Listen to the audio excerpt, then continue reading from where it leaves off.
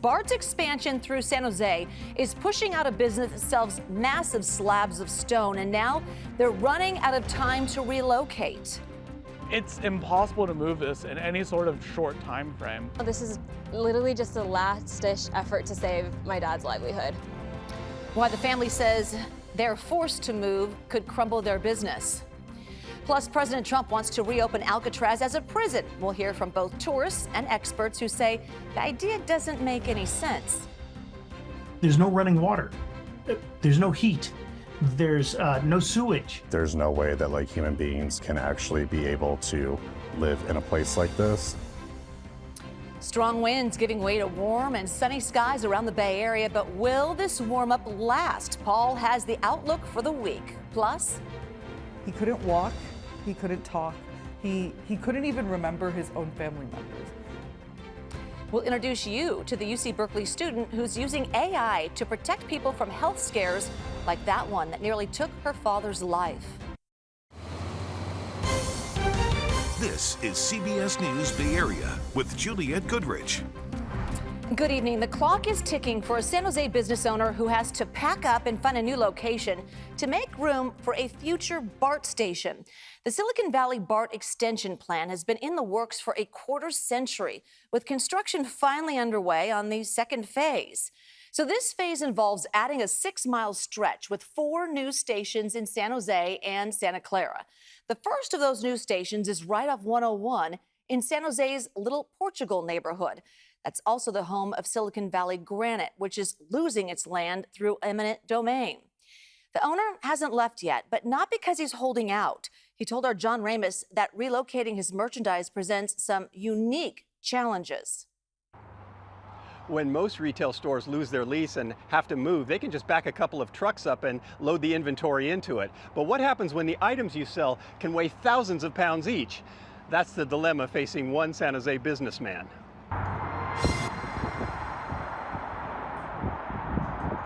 The items that retail businesses keep in stock are considered a hard asset, but street art Colorettis are harder than most. They're all granite slabs, then granite monument, those are the monuments. I have that side is everything is tiles.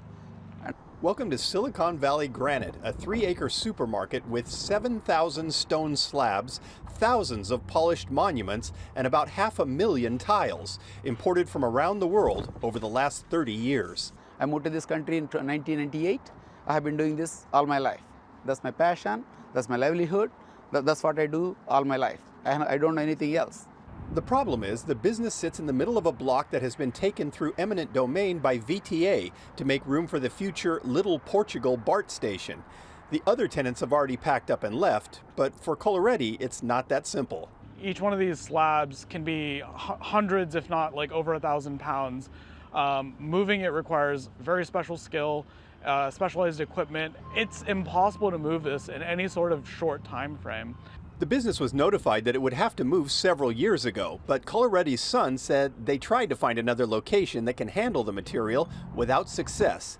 There have been several extensions, but now VTA has lost its patience. And last week, a judge ordered the business to vacate. The deadline is Thursday morning, and anything left in the yard would be considered abandoned material and becomes the property of VTA. That would be millions of dollars worth of stone. Right now, this is literally just a last-ditch effort to save my dad's livelihood. Family and friends and extra work crews are moving material out as quickly as they can, but so far only about 5% has been relocated. Coloretti's daughter, Anisha, says with each item requiring a forklift to move, they never figured they could be the victim of retail theft.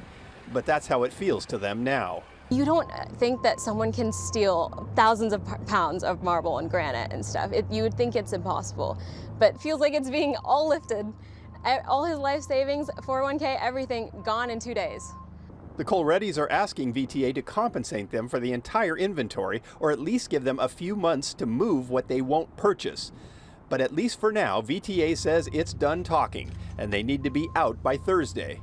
Coloretti says he never thought such a thing was possible when he moved to America.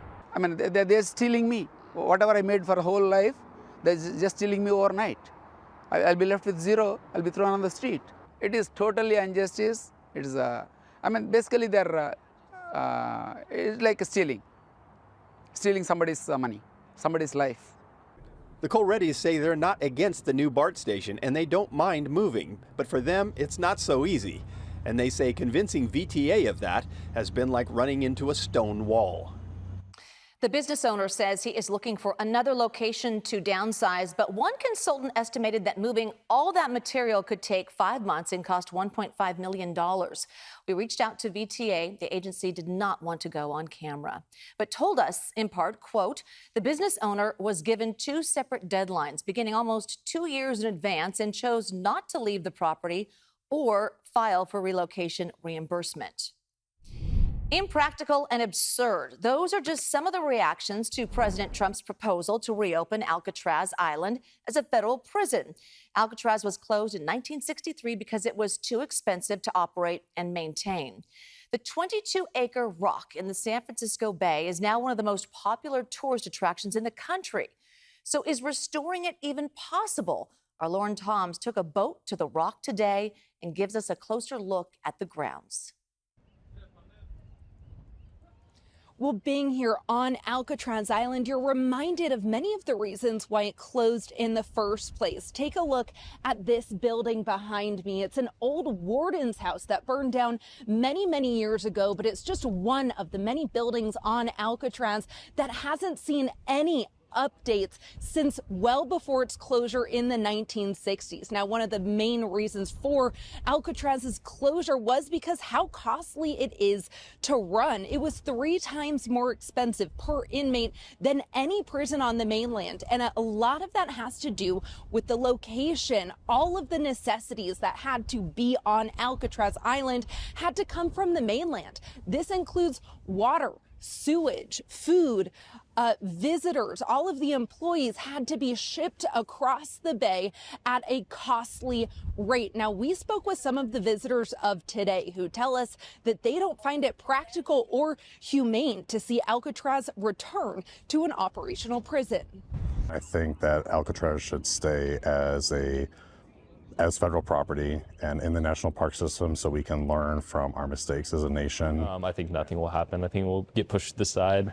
Anybody that comes here knows that it's just not feasible. And even when it was operational in the 20th century, it was still behind the times. They realized it was in dire need of major upgrades. And they also realized that even if they were to upgrade the prison, it was still obsolete. It was outmoded technology. Sewage was running into the bay that would need to go through water treatment plants. And it was easier to close it and build that new penitentiary in Marion, Illinois. That's what they did. On Twitter, President Trump said he has directed the FBI, Homeland Security, the Justice Department, and the Bureau of Prisons to begin the transition of Alcatraz back into a federal prison. But we're told by representatives here on the island that they have not received any directive to change or modify any of their operations or tours. At this point, no executive order has yet to be signed to transition Alcatraz back into a federal prison. A number of California leaders, including Governor Newsom, chiming in today to say they think there's no chance Alcatraz ever reopens as a prison. I mean, you can't even come up with a more colossally bad fiscal idea. Nothing about this makes any sense. Former House Speaker Nancy Pelosi, whose congressional district includes the island, mentioned how popular it is as a tourist attraction. She added, quote, the president's proposal is not a serious one. Meantime, not too far from Alcatraz, a kayaker was rescued in San Francisco off the Fort Mason shoreline this morning. A rescue boat brought her and her kayak back to shore. Firefighters say a family member called for help on her behalf. She was not injured. Firefighters say this is a good reminder that anytime you're headed out on the water, make sure you have a way to call for help. Well, it's the kind of warm day where you want to just soak outside, be outside. We saw plenty of people playing some, well, I was going to say playing some bocce ball, but it looks like the ducks are just hanging out in the Almaden Lake. Of course, the geese enjoying a dip, and then people are fishing, as you can see. It's been a little windy, though. Some wind advisories were in place for most of the day. Let's bring in Chief Neurologist Paul Hagan. It really felt like the warmest day we've had in a while. Yeah, warmest day that we've had since early October, so almost 7 months ago. High temperature in San Francisco made it up into the low 80s, officially 82 degrees in the city. Still a wind advisory in effect for Solano County. The wind advisories that were in effect for the higher elevations of the rest of the Bay Area were allowed to expire at 2 o'clock this afternoon, but still some breezy conditions in Solano County and then into the Central Valley as well. As we look at our hour-by-hour wind gusts, which we'll do momentarily, let's first look at some of the peak gusts that we had earlier in the day. Had a wind gust on Mount St. Helena getting up to 87 miles an hour. Again, the higher elevations really bore the brunt of the wind energy here, but it was blustery at the lower elevations as well. Anywhere from 25 to 45 mile an hour wind gusts earlier today. But those winds will continue to diminish as we head through the overnight and early morning hours before they pick back up again tomorrow. Not going to be as breezy. The strongest gusts likely in the 25 to 30 mile an hour range tomorrow. That's below the threshold for a wind advisory, and it's going to be back to an onshore breeze, and that's going to have an impact on our temperatures. Still warmer than average for most of the Bay Area, but back to exactly normal high temperatures in San Francisco. 64 degrees tomorrow, full 18 degrees cooler than the high that we had today. A lot of ups and downs in the 7-day forecast. We'll get into all of that coming up in just a few minutes. All right, Paul, thank you. All right, take a look at this billowing black smoke at the Valero Refinery in Benicia just this morning. A fire broke out there around 9 in the morning, sparking a shelter-in-place order for nearby residents and a school. It has since been lifted. Fire burned for about 90 minutes before firefighters were able to put it out. Valero says no one was hurt and the cause of the fire is under investigation. This comes less than a month after Valero announced it intends to cease operations in Benicia. Still ahead right here at 6. She's not a doctor, but when her father suffered a stroke, this UC Berkeley student found a way to make sure they could catch it early if it happens. It occurred to us, we could use our skills as programmers to actually solve that problem. Plus, state-funded housing projects are not allowed to ban residents from using drugs. Why some local lawmakers say it's time to change that.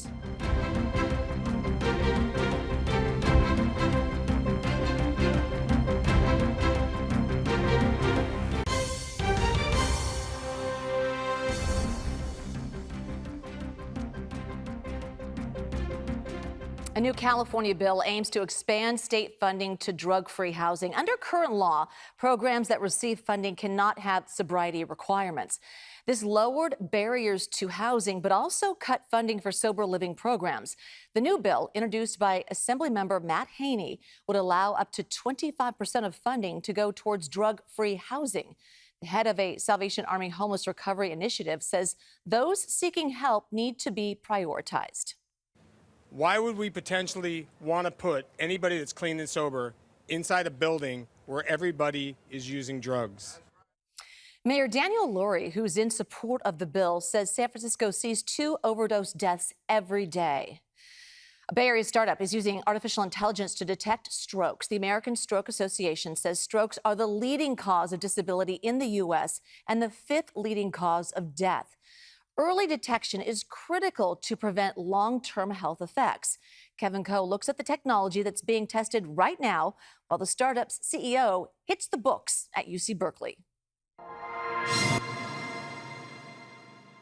For Ajmita Kumar, college has been about discovering the world and herself. I'm very introverted. This isn't something, that comes naturally. This is the product of 2 years of really, really working at it and becoming, a representative of my vision and my idea. That idea started with her dad, who told Kumar about her grandfather's history of strokes. He couldn't walk, he couldn't talk, he couldn't even remember his own family members. So I grew up knowing that strokes were a very dangerous part of my family history. But in 2021, when half my dad's face started drooping, he didn't go to the hospital either. Her dad was okay, but Kumar was shaken up.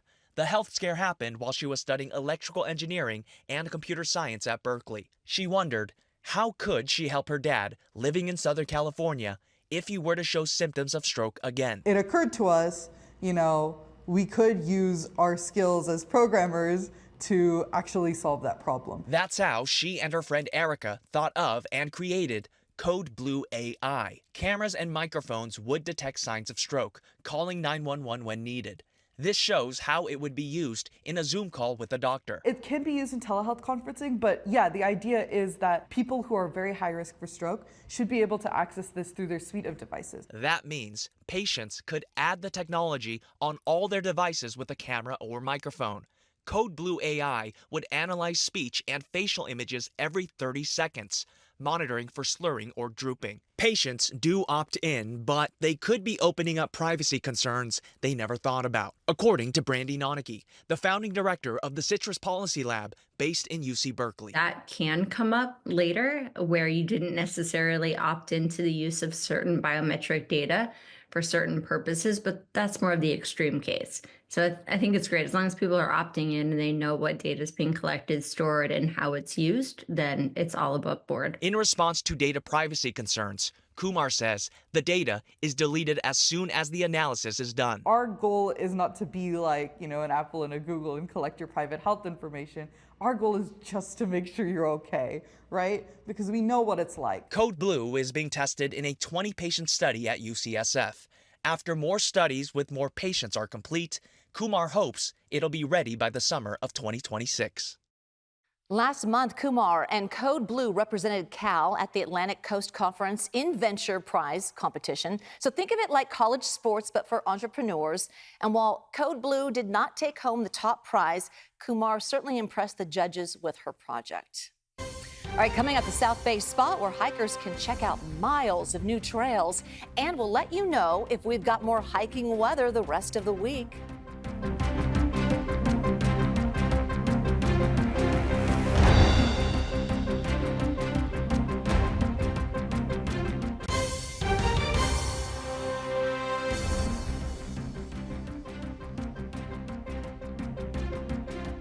Hikers and nature lovers have a new space to get out and enjoy the wilderness. Santa Clara County Parks just opened a 2,700-acre property in San Martin.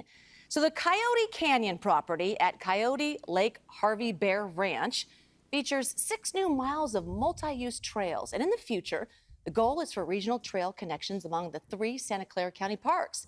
This park, along with Henry Coe State Park and Anderson Lake County Park. So there you go. No excuse. We have tons of trails for you to get out there and walk. All right, Paul? Right. A little breezy today, so. Yeah, but pretty nice. I mean, yeah. Overall, and in the city, it was gorgeous too. Yeah, temperature-wise, it was fine if you don't mind the wind. If you do mind the wind, then you're like, what is going on?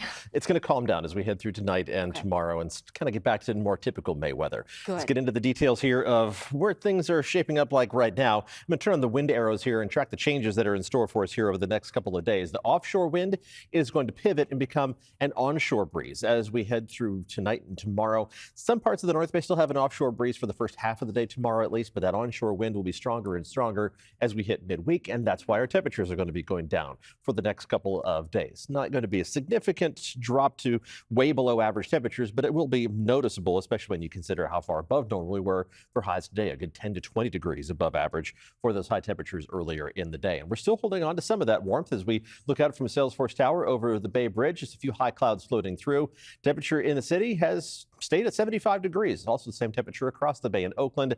High in San Francisco was 82 degrees earlier today, the warmest day so far in 2025. So holding it to 82 degrees right now in San Jose and 85 degrees right now in Santa Rosa and in Concord. Didn't have any 90-degree temperatures on the map today, but that's a possibility later this week. We'll get into the details of that momentarily. Let's track the fog as we head through tonight. Not seeing any of it out there right now, but after midnight, we are going to have a southerly surge heading up the coast, and that fog is going to be back along the coast in the very early hours of Tuesday morning, making a little push through the Golden Gate and trying to make its way into the inland valleys of the North Bay, but I don't think you're going to have to worry about dealing with too much fog for the morning commute.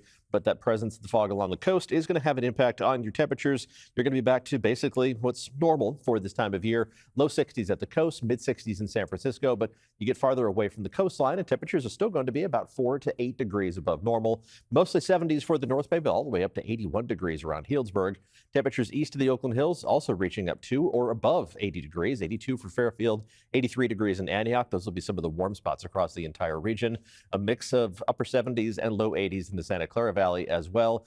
And temperatures Bayside, 71 degrees in Oakland, 76 for Redwood City, and in Fremont, those temperatures running a few degrees above normal as well. Good dog walking weather for tomorrow. Our pup comes from Occidental, where temperatures are going to top out in the 60s tomorrow, which is more typical of where we expect to be in May. This is Snickers, who still gets to enjoy abundant sunshine.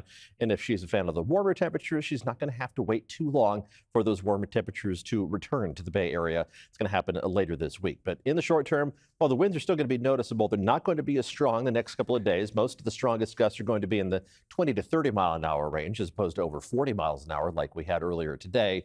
It is going to be an onshore breeze, pushing temperatures down a little bit tomorrow and to a greater extent on Wednesday. Livermore back to almost exactly normal temperatures midweek, but then a big climb threatening 90 degrees by the end of the work week. But look at the drop that kicks in from Friday to Saturday to Sunday and Monday. We're talking a 26-degree drop from Friday to Monday. So the course of 72 hours, we're going to have that huge turnaround, and that goes hand in hand with a chance for a couple of rain showers. It's not a guarantee. It's still lower than a 50-50 chance in the rain chart here, but there is a chance as we head into early next week that maybe a few of those kind of rare May showers might pay us a visit. Let's take a look at the 7-day forecast, and we'll start at the coast, where you're not going to see any major ups and downs, only about 6 degrees separating the coolest and warmest days. But you will notice more sunshine by Friday, Saturday, and Sunday.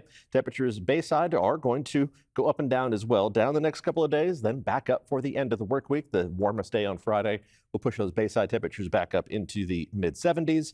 That's not a huge departure from what's normal for this time of year. But again, inland temperatures are going to have the biggest swing, back up into the upper 80s on Friday and then down only to the upper 60s on an average basis by Monday of next week, which for May, it's going to feel kind of chilly. We'll see if we can bring some showers in too. All right. Flowers, though, for Mom on Mother's Day. Yes, so don't forget that. Don't forget that. All right. Thank you.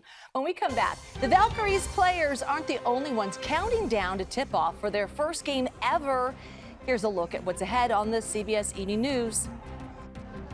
I'm Chris Van Cleve in Seattle. The ripple effects of the FAA staffing nightmare at Newark Airport being felt all the way across the country. What you need to know if you're flying and why it's happening. That's coming up on the CBS Evening News.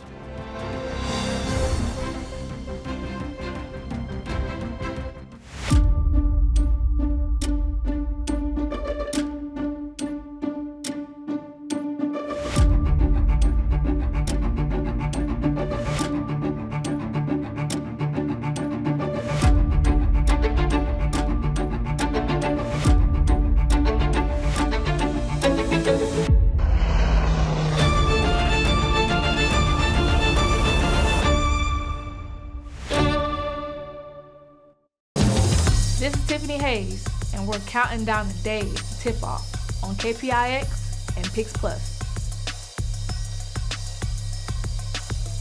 All right, we are just over 24 hours from the first Valkyries game ever, a preseason matchup with the LA Sparks. So the players aren't the only ones gearing up for their first game. It will also be a debut for the Valkyries TV broadcasters. Jacob Toby and Morgan Reagan will be on the call. And for Reagan, a Sacramento native, this job is a dream come true.